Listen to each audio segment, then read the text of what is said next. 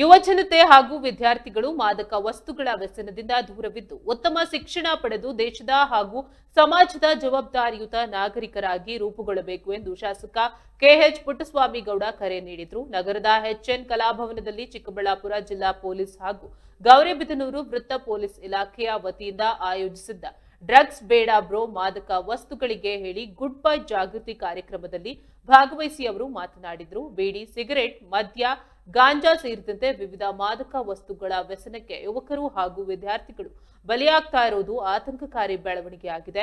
ಇಂತಹ ದುಶ್ಚಟಗಳು ಆರೋಗ್ಯ, ಶಿಕ್ಷಣ, ಭವಿಷ್ಯ, ಕುಟುಂಬ ಹಾಗೂ ಸಾಮಾಜಿಕ ಬದುಕಿನ ಮೇಲೆ ಗಂಭೀರ ದುಷ್ಪರಿಣಾಮ ಬೀರುತ್ತವೆ ಎಂದು ಹೇಳಿದರು.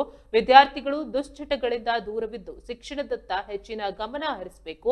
ಜೊತೆಗೆ ಮಾದಕ ವಸ್ತುಗಳ ದುಷ್ಪರಿಣಾಮಗಳ ಬಗ್ಗೆ ತಮ್ಮ ಸ್ನೇಹಿತರು, ಕುಟುಂಬದವರು ಹಾಗೂ ಸಾರ್ವಜನಿಕರಲ್ಲಿ ಜಾಗೃತಿ ಮೂಡಿಸುವ ಮೂಲಕ ಸಮಾಜವನ್ನ ಮಾದಕ ವ್ಯಸನ ಮುಕ್ತಗೊಳಿಸುವಲ್ಲಿ ಕೈಜೋಡಿಸಬೇಕು ಎಂದು ಶಾಸಕರು ಸಲಹೆ ನೀಡಿದರು.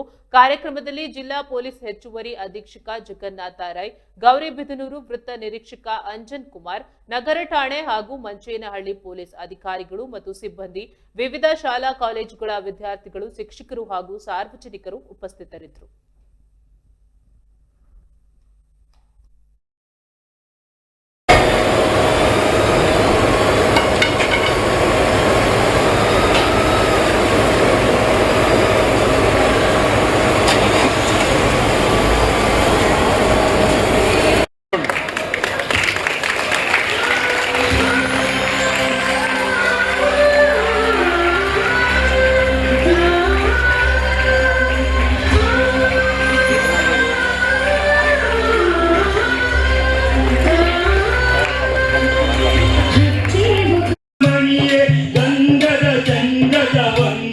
ವೇದಿಕೆಗೆ ಆಹ್ವಾನಿಸ್ತಾ ಇದ್ದೀವಿ. ನಾವು ಮಾತಾಡೋದಕ್ಕಿಂತ ಪ್ರಸನ್ನ ಅವರು ಮತ್ತು ಅವರ ಟೀಮ್, ಹಾಗೆಯೇ ನಮ್ಮ ಅಂಜನ್ ಅವರ ಟೀಮ್ ಏನು ಸಾಕ್ಷ್ಯಚಿತ್ರ ಮತ್ತೆ ನಾಟಕವನ್ನು ತೋರಿಸಿದ್ರು, ಬಹುಶಃ ಇದು ಹೆಚ್ಚಿಗೆ ಅರ್ಥ ಆಗ್ತದೆ ಅಂತ ನನಗೆ ಅನ್ನಿಸ್ತು. ನಾವು ಮಾತು ಎಷ್ಟೇ ಹೇಳಿದ್ರು ಅದು ಜಾಸ್ತಿ ಹೊತ್ತು ಉಳಿಯೋದಿಲ್ಲ. ಬಟ್ ಏನು ಸಾಕ್ಷ್ಯಚಿತ್ರ ಇದೆ ಮತ್ತೆ ಡ್ರಾಮಾ ಮಾಡಿ ತೋರಿಸಿದ್ದಾರೆ, ಬಹುಶಃ ಇದು ಎಲ್ಲ ಮಕ್ಕಳಿಗೆ ಅವರ ಮನಸ್ಸಿಗೆ ಮುಟ್ಟಿರ್ತದೆ ಅಂತ ನಾನು ಅನ್ಕೊಂಡಿದ್ದೀನಿ.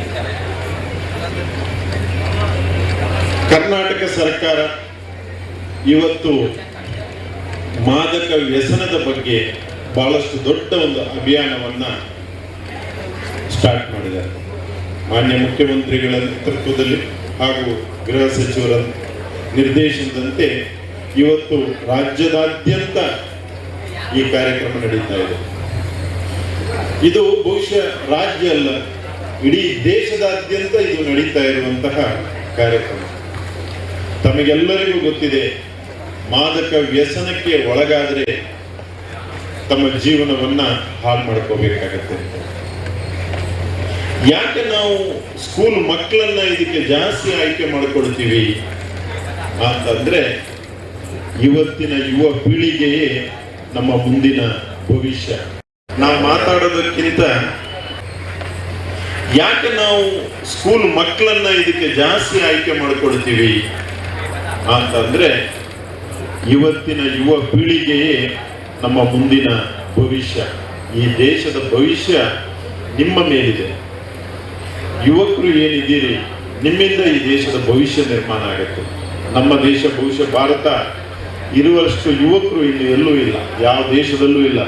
ಚೈನಾ ಜನಸಂಖ್ಯೆಯಲ್ಲಿ ಬಹಳಷ್ಟು ಇದ್ರೂ ಕೂಡ ಇವತ್ತು ಅಲ್ಲಿ ಯುವಕರದ್ದು ಸಂಖ್ಯೆ ಕಮ್ಮಿ ಆಗ್ತಾ ಇದೆ. ನಮ್ಮ ದೇಶದಲ್ಲಿ ಮಾತ್ರ ಯುವಕರಿದ್ದಾರೆ. ನೀವು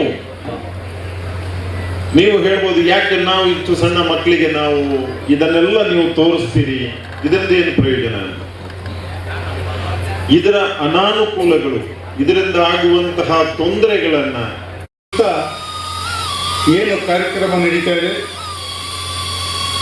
ಮಾದಕ ವಸ್ತುಗಳನ್ನು ನಿರಾಕರಣೆ ಮಾಡುವಂಥ ಈ ಒಂದು ಕಾರ್ಯಕ್ರಮ, ಅರಿವು ಮೂಡಿಸುವಂಥ ಒಂದು ಕಾರ್ಯಕ್ರಮ, ವಿದ್ಯಾರ್ಥಿಗಳಿಗೆ, ವಿದ್ಯಾರ್ಥಿನಿಯರಿಗೆ ಮತ್ತು ಸಾರ್ವಜನಿಕರಿಗೆ ಅರಿವು ಮೂಡಿಸುವಂಥ ಒಂದು ಕಾರ್ಯಕ್ರಮ, ಜನಪರವಾದಂಥ ಶ್ರೇಷ್ಠ ಕಾರ್ಯಕ್ರಮ ಇದು. ಈ ಒಂದು ಕಾರ್ಯಕ್ರಮದಲ್ಲಿ ನಾವೇನು ಮೆಸೇಜ್ ಕೊಡಬೇಕೋ ವಿದ್ಯಾರ್ಥಿನಿಯರಿಗೆ ಆ ಮೆಸೇಜನ್ನು ಈಗಾಗಲೇ ನಮ್ಮ ಪೊಲೀಸ್ ಇಲಾಖೆಯನ್ನು ಸಾಕ್ಷ್ಯ ಚಿತ್ರದ ಮೂಲಕ ಅಚ್ಚುಕಟ್ಟಾಗಿ ಅರ್ಥಪೂರ್ಣವಾಗಿ ಆ ಸಾಕ್ಷ್ಯ ಚಿತ್ರವನ್ನು ಪ್ರದರ್ಶನ ಮಾಡುವ ಮೂಲಕ ನಿಮಗೆಲ್ಲ ಅರಿವನ್ನು ಮೂಡಿಸಿದ್ದಾರೆ. ಹಾಗೆಯೇ